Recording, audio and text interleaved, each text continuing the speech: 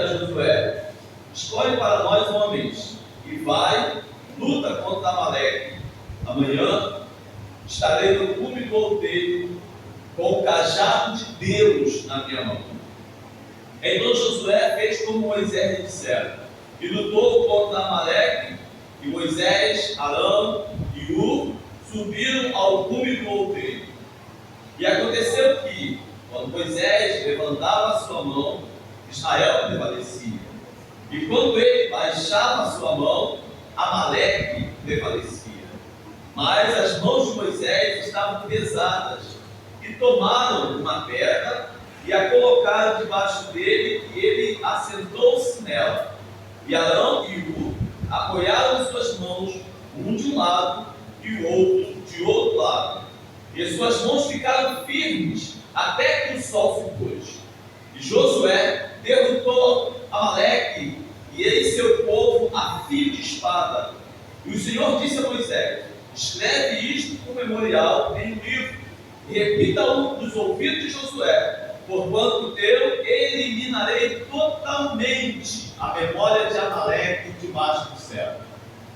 E Moisés construiu um altar e chamou o seu nome Jeová Nissi, porque Jeová Nissi significa o Senhor é minha bandeira. Porque disse, porque o Senhor jurou que o Senhor fará guerra contra Amaleque de geração em geração. Amém, irmãos? É um texto histórico. Êxodo é o livro que conta a saída do povo de Israel do Egito. Ele trata desde o momento em que Moisés ele é colocado no cesto de junco, e ele foi selado com betume e foi colocado no rio Nilo, com a proposta de talvez preservar a vida de Moisés, porque o faraó, que não conhecia José, tinha determinado a morte de todos os que nascessem homem da nação, do povo de Israel, com a intenção de minimizar, de eliminar aos poucos aquela nação que tinha prosperado na terra do Egito, na terra de Gósen, aonde o faraó que absorveu, que recebeu Josué com seus familiares em seguida, depois de José ter passado por um período de sofrimento do Egito, se torna governador do Egito e traz os seus familiares, seu pai, juntamente com todos os seus irmãos, e eles são colocados na terra de Gósen, uma terra próspera, onde eles podiam cultivar e dar-se a agricultura e a pecuária e assim prosperar. O faraó, preocupado com isso, determina então que a morte de todos os meninos acontecesse naquele povo. E ela preserva, a mãe de Moisés tenta preservar Moisés, colocando ele no cesto. E ele é visto pela filha de Faraó, que a recebe, e aí a proposta dela, a provisão de Deus para que a sua própria mãe o criasse. Moisés então se torna homem e aí vai visitar os seus irmãos, e acontecem dois fatos importantes. O primeiro, ele mata um egípcio que estava maltratando um dos seus irmãos. E na segunda vinda, ele vai repreender dois irmãos que estavam brigando, e ele tenta apaziguar aquela situação, e um dos seus irmãos, dos seus próprios compatriotas, vai dizer: você quer se colocar como juiz sobre nós e vai matar-nos também como matou o egípcio homem? Então Moisés percebe que isso tinha sido descoberto, ele foge da terra de Midian, ele foge para o deserto, e agora ali Moisés ele vai criar também, constituir uma família, e nesse momento ele constitui família, onde ele está pastoreando as ovelhas do seu sogro, Deus fala para Moisés para tirar Moisés da terra, tirar o povo de Israel da terra do Egito.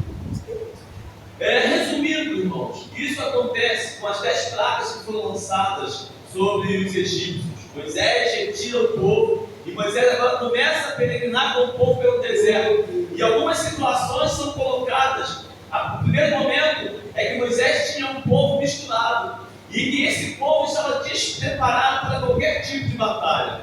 No primeiro momento, Moisés se coloca com o povo diante do Mar Vermelho, e aí o exército de Faraó vai chegar para tentar destruir aquela nação, destruir aquele povo que ainda não estava se constituindo uma nação, mas sim um povo. E o que o povo de Israel vai fazer? Eles não vão lutar, eles vão fugir. E aí é que Deus, Ele com a sua provisão, Ele abre o mar vermelho, e o povo de Israel passa pelo mar vermelho. Paulo vai dizer que todos foram batizados. Aí o batismo coletivo, todos passaram pelo meio do mar vermelho e foram batizados. Hoje a gente, quando aceita Jesus e é novo convertido, se prepara e vai pelo batismo, faz batismo individual, né? Paulo diz que o povo de Israel foi todo mundo batizado quando passou ali pelo mar vermelho. Só que os egípcios, quando entraram no mar vermelho, Deus determinou que o mar se fechasse e aquele povo inimigo, ele foi derrotado diante do povo de Israel, sem precisar levantar nenhuma espada.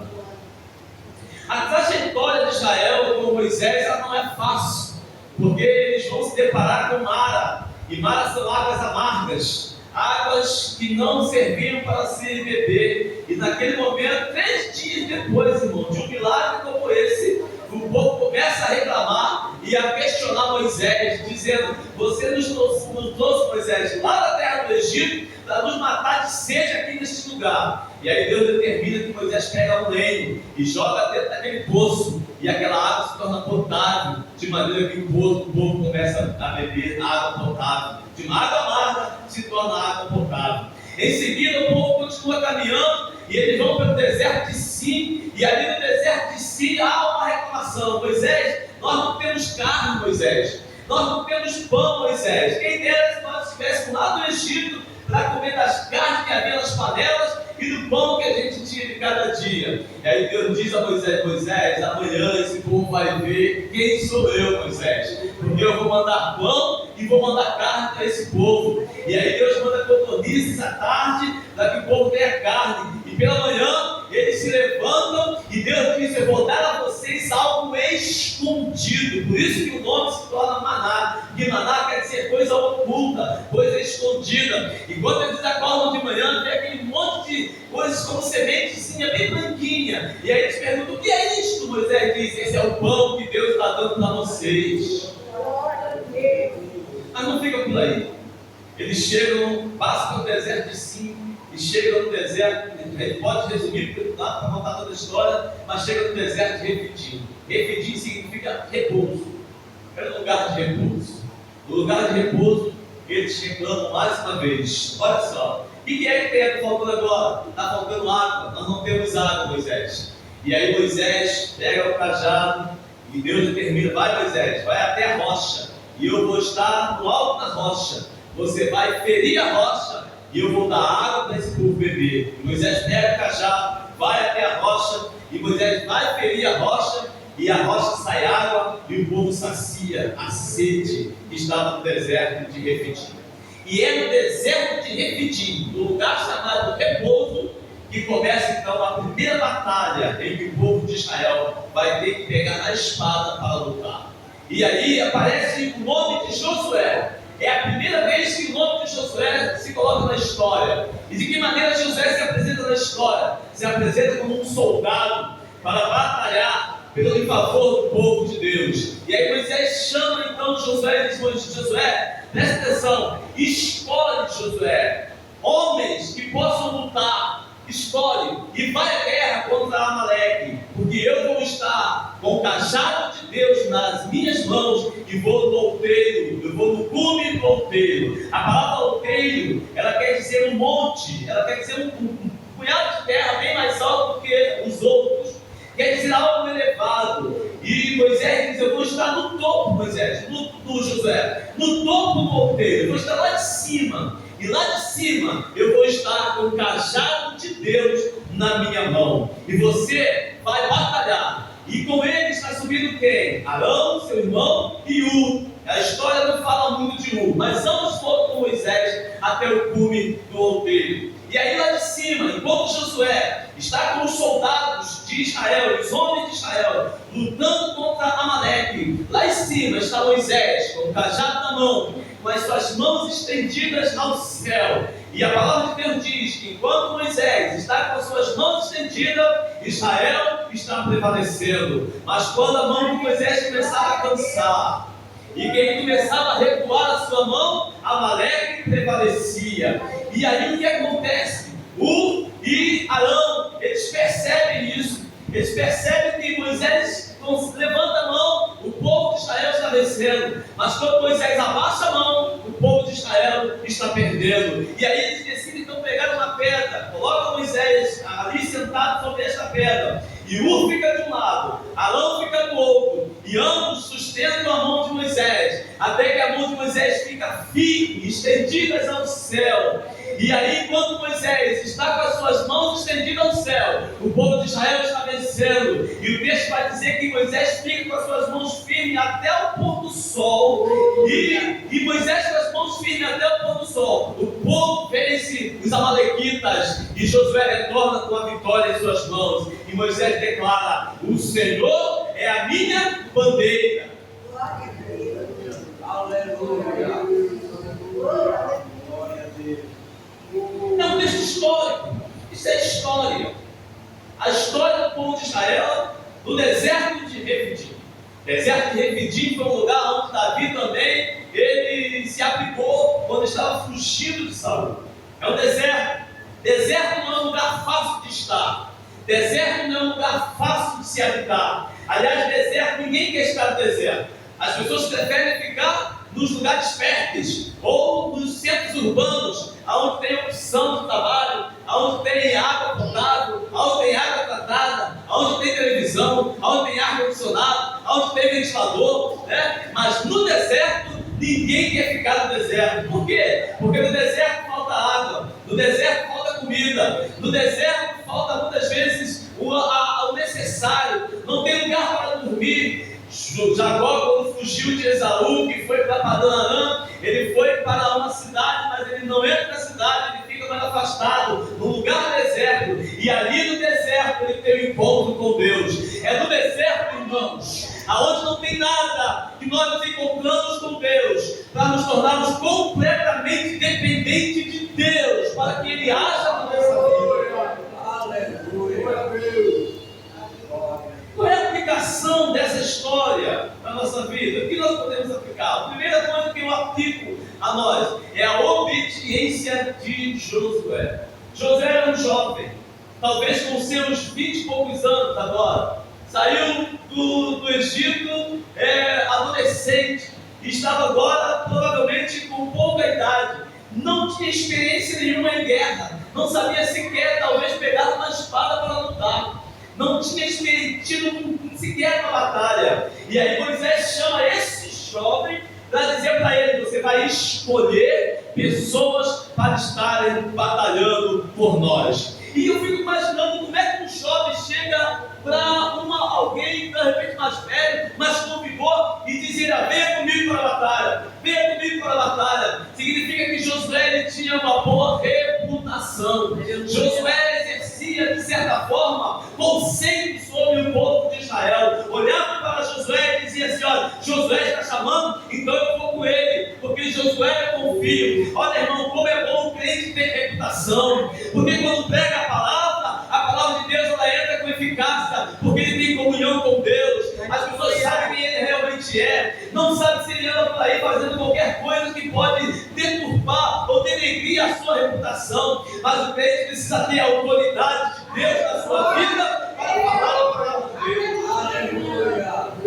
A obediência de Josué em relação a Moisés era irrestrita. Josué obedeceu, mesmo não sabendo o que poderia acontecer. Se Josué pudesse parar um pouco para analisar, ele ia dizer: Moisés, melhor a gente não entrar nesse negócio não. Se nós não sabemos lutar, nós não temos homens treinados, preparados, e é melhor a gente fugir, como a gente fez lá com o faraó. É melhor cair fora dos né? Não enfrentar essa batalha não. Esse povo aí está acostumado à guerra. Esse povo aí já chegou até a invadir a nação egípcia, foram expulsos. Mas não é melhor a gente entrar nessa questão não. Sabe o que Josué faz, irmãos? Josué não questiona. O texto vai dizer que Josué fez como Moisés determinou. A obediência é algo importante na nossa vida, irmãos. Quando nós obedecemos a ordem de Deus, quando nós obedecemos o líder que está sob a responsabilidade do corpo de Deus, que é a igreja do Senhor, obediência é algo que o crente tem que exercitar na sua vida constantemente. Há muitos jovens que estão se perdendo por falta de obediência. São desobedientes a pais, desobedientes à mãe, e aí não querem obedecer a palavra de Deus, estão se perdendo cada vez mais. Mas Josué nos ensina que ser obediente é ter a vitória garantida, porque Deus honra aqueles que obedecem a sua palavra.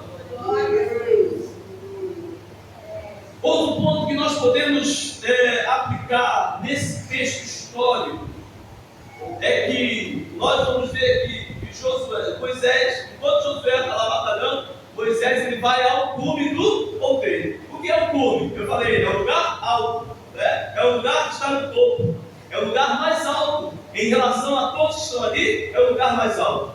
O outeiro é um lugar que muitas pessoas, irmãos, estão querendo subir no lugar mais alto, sabe para quê? Para ser visto.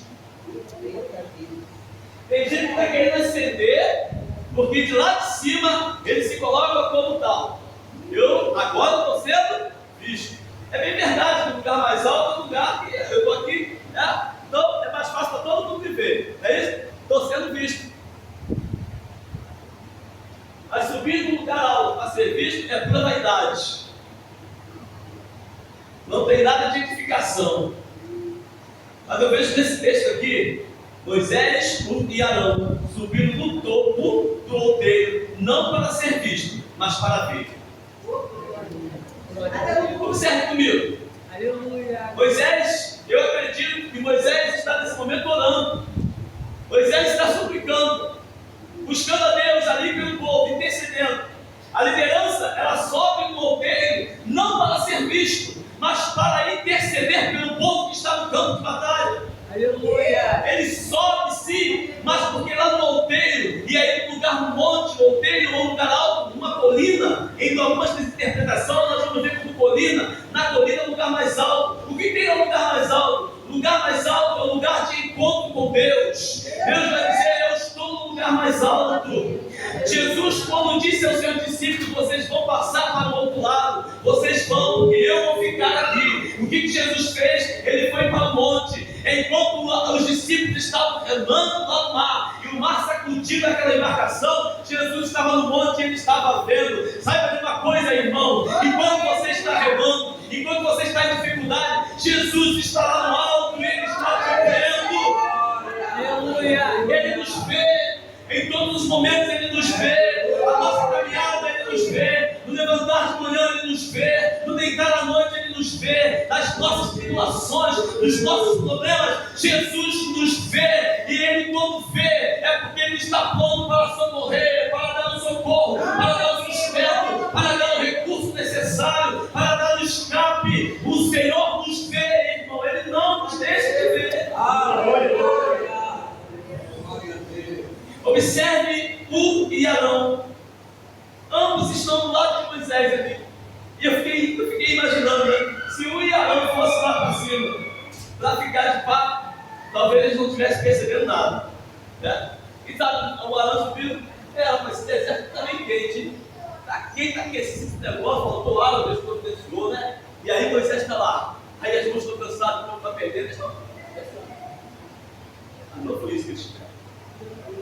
O Arão estava no topo para ver, percebendo, opa, olha só o que está acontecendo. Você está percebendo? Olha só, Moisés está com a mão estendida, o povo está vencendo. Agora olha só, percebe? Ele está cansando, a mão está arriando, o povo está perdendo. Nós precisamos fazer alguma coisa. Os irmãos estão entendendo, irmãos? No topo não é para ser visto, mas é para olhar o que está acontecendo. É para vislumbrar o que está acontecendo de um lado. Eu estou vigiando, está acontecendo algo importante. Opa, eu preciso vigiar. Tem inimigo tentando entrar por aqui, tem inimigo tentando entrar por ali. Eu preciso fechar a brecha, eu preciso estar no lugar para não deixar o inimigo entrar. Eu preciso fazer alguma coisa. É assim que funciona a vida daquele que está na direção de Deus. Aleluia.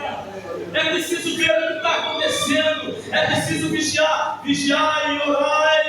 Porque nós precisamos estar prontos para qualquer momento enfrentarmos os inimigos que se levantam contra a igreja.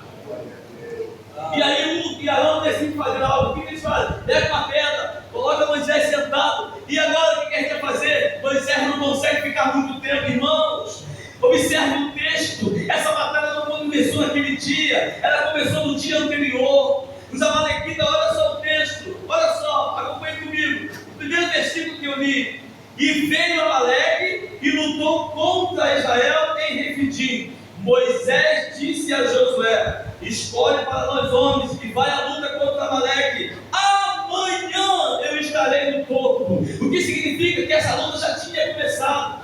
Amaleque já estava lá pronto para guerrear contra o povo de Israel. O Moisés sai pela manhã e vai ao monte e fica lá, quem sabe 9 horas da manhã, 10 horas da manhã, meio-dia, está Moisés com as suas mãos estendidas. Mas não dá para o homem. Nós não somos super-homens, nós somos homens e somos muitas vezes cansados, muitas vezes a labuta, muitas vezes o trabalho, as preocupações nos faz arriar a mão e muitas vezes essa mão está cansando. E aí o que nós precisamos? Auxiliares que vão estar prontos para ajudar a levantar essa mão.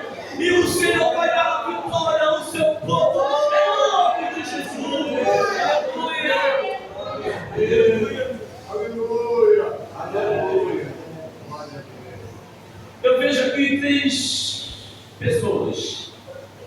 O líder está no topo intercedendo.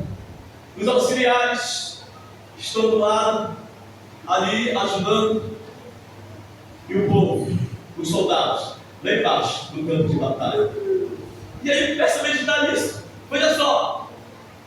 Moisés depende de Josué no campo de batalha para guerrear pelo povo. O povo depende de Moisés como intercessor lá no topo do monte. Moisés depende dos auxiliares, um do lado do outro, para manter os seus braços estendidos em favor do povo. Há um conjunto trabalhando aqui, irmão, um dependendo do outro. Você percebe aqui? Olha só, Moisés é o líder, mas ele cansa, o líder cansa, o líder tem fadiga, o líder não consegue ficar muito tempo, mas ele é o intercessor. O povo precisa do intercessor. Se Josué perde a batalha, Moisés seria preso, levado para os amalequitas. Se Josué perde a batalha, os auxiliares seriam presos e todos eles mortos.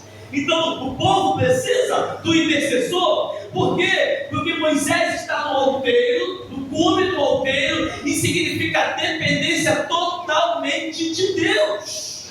Moisés está dizendo: Senhor, nós somos dependentes de Ti, Senhor. As minhas mãos estão estendidas, porque eu sou dependente de Ti, Senhor. Eu estou aqui para interceder, mas sou dependente de Ti, Senhor.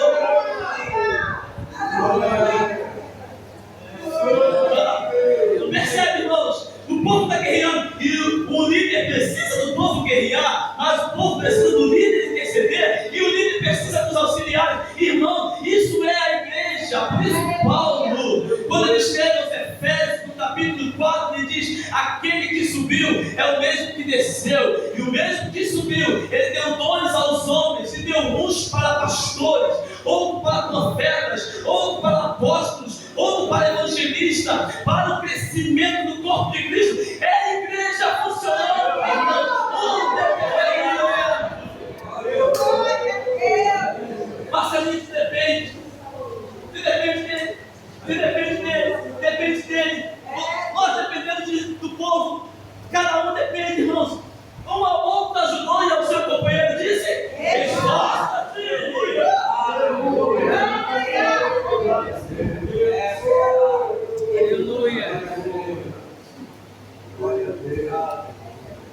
Dependência do Senhor totalmente. O cajado na mão de Moisés representa poder, autoridade, e o milagre de Deus vai operar. Deus não muda, irmãos. Deus não muda. Deus não muda. Aqui está a palavra de Deus. Ela continua a mesma desde muitos anos, e ela continua sendo cajado na mão da autoridade que Deus dá aos seus obreiros. para trabalhar na sua obra. Aqui está o cajado que vai corrigir. Cajado não é para bater, irmão. Cajado é para corrigir. Cajado é para colocar na direção. Sabe o que era o cajado? O cajado tinha um arco. E aquele arco ali era para o pastor. Quando a ovelha estava desgarrada, ele pega aquela ovelha e traz de novo para o lugar. Muitas vezes a ovelha está caída, ela está num lugar difícil, e ele usa o cajado para ir lá e trazer a ovelha para o lugar. Aqui está o cajado do obreiro, irmão. Aleluia! A palavra de Deus aqui neste lugar, que fortalece, que corrige. O escritor de Hebreus vai dizer que ele é a espada, como espada de dois filhos, que entra na divisão da alma e do espírito e discerne os pensamentos. Aqui está a palavra de Deus que não muda.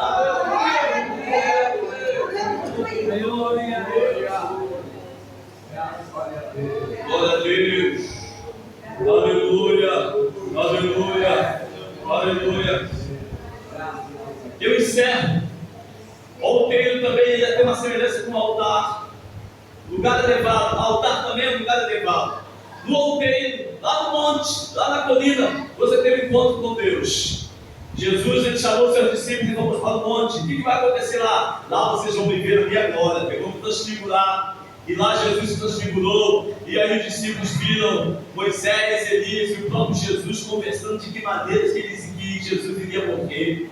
Ah, como é bom estar aqui, Senhor. Passamos uma cabana, um para Elias, outra para Moisés e a outra para ti. Vamos ficar aqui, pertinho de Jesus. É muito bom, não é, irmão? Não é bom ficar aqui perto de Jesus? Aí quando Pedro fala isso, Jesus vai, muda de novo, vamos para a realidade agora. Vocês precisam batalhar, vocês vão ser perseguidos, vocês vão sofrer, mas eu não vos deixarei órfãos, vou estar com vocês. Qual é a semelhança de outeiro no lugar alto também para o altar? No outeiro significa que nós vamos ter um encontro com Jesus. Lá no outeiro é lugar de sacrifício também. Elias levou o povo para o Monte Carmelo e lá fez um altar e ali sacrificou. Altar é lugar de sacrifício. Quando eu vou para o altar, eu vou ter um encontro com Jesus. No altar do sacrifício, Jesus veio ao meu encontro. No outeiro, no monte, eu vou para o encontro de Jesus. Ambos têm esse paralelo. Altar, o outeiro, é lugar de sacrifício. Quando nós sacrificamos, irmão, Jesus está recebendo o nosso sacrifício.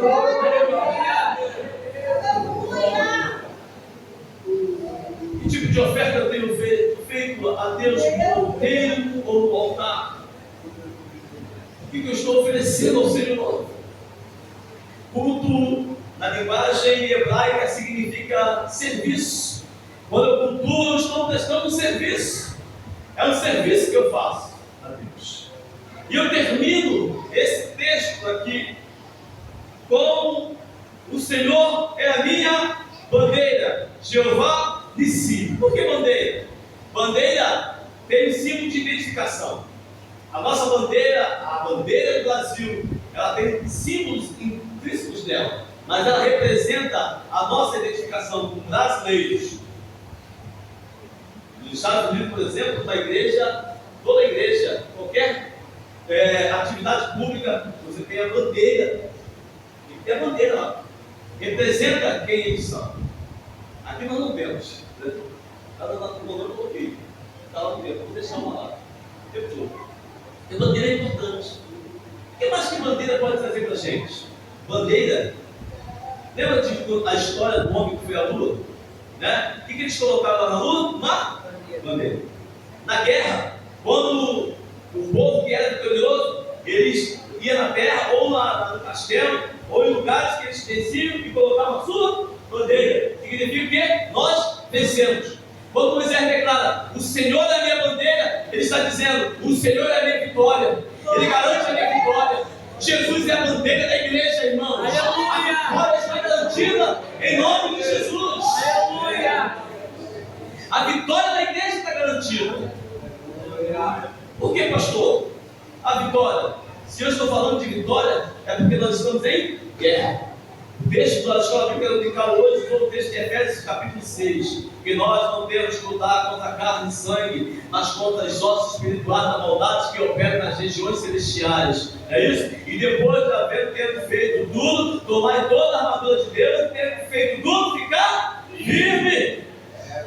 Paulo escreve a Timóteo e diz: Timóteo, aquele que milita, ele não se embaraça com as coisas dessa vida para poder agradar aquele que o alistou. Quem foi que nos alistou para essa batalha, irmão? Jesus é o nosso general. Nós fomos alistados por Jesus. A nossa batalha é a batalha de Jesus Cristo. Aleluia!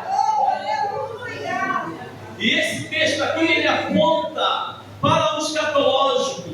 Quando Deus diz a Moisés: Moisés, escreve isso, registra, Moisés, porque eu vou exterminar com esse povo que se aproveitou da fragilidade de Israel, esse povo que não foi amigo, esse povo que quis exterminar com Israel. Eu vou eliminá-los, Moisés, e ele vai cumprir isso no reinado de Saul. Mas isso aponta, irmãos, para os inimigos da igreja. Esteja certo, os inimigos da igreja serão eliminados em nome de Jesus. A igreja vai permanecer de pé em nome de Jesus. Em nome de Jesus. Em nome de Jesus. Tomai toda a armadura de Deus. Tomai. Quais são? Capacete da salvação, couraça da justiça, calçado dos pés do evangelho da paz, escudo da fé, espada do Espírito, cinto da verdade,